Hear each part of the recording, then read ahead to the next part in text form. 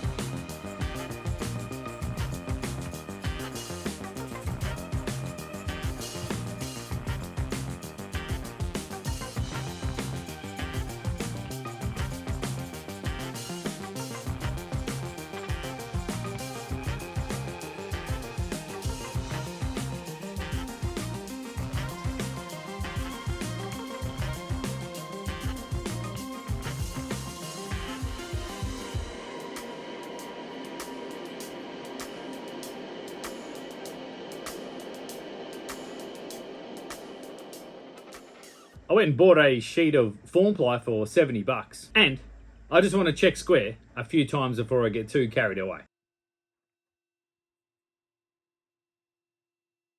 All of this has done a pretty good job at keeping things square.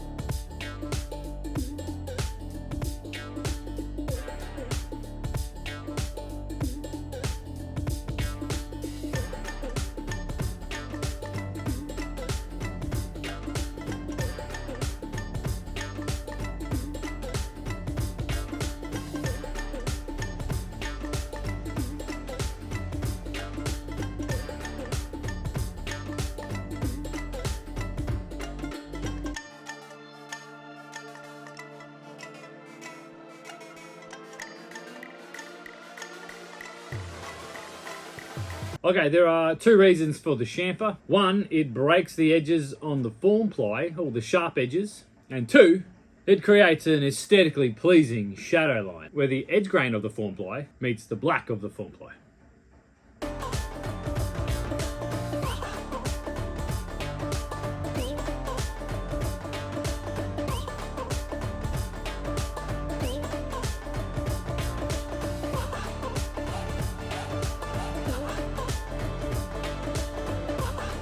Okay, you'll be shocked that I got carried away with the chamfers. I actually chamfered the inside edge of this board as well. Now, the point of that little recess is so this board has a place to actually home up against to help me align this board nice and flat with that saw line. So, no big deal. I'll just eyeball it. The other ones I think should be good.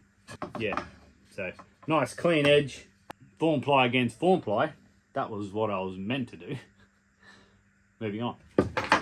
Also, you probably just want to pocket hole all these pieces together, but I just thought I'd try something different and glue it all together and hope for the best. So that's the only reason that I'm doing that.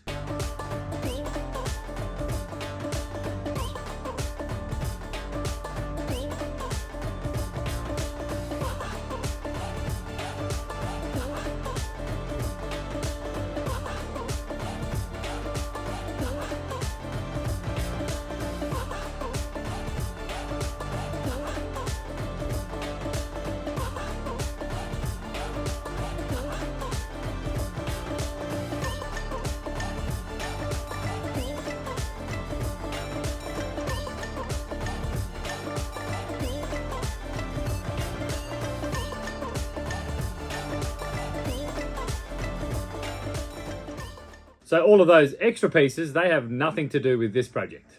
that'll be a new crosscut sled, a straightening jig. I just thought I'd use up the rest of the form ply rather than having it lean against the wall somewhere. And it's time.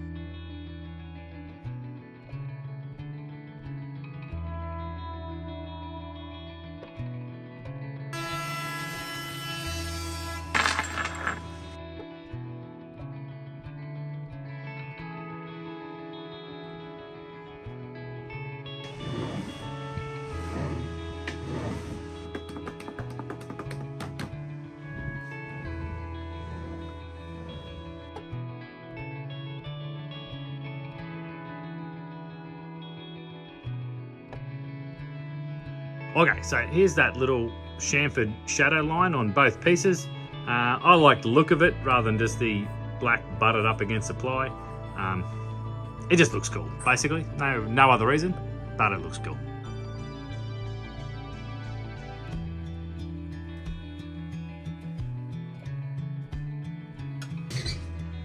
Okay, one side wing for the Sherwood 12-inch table saw. This alone has made this so much better. Oh, I now can work off the fence and not have things constantly fall down here, but also have that stability for the broader stuff. Okay, so what's next for this thing? I treated myself to a dedicated router that is going to go in here.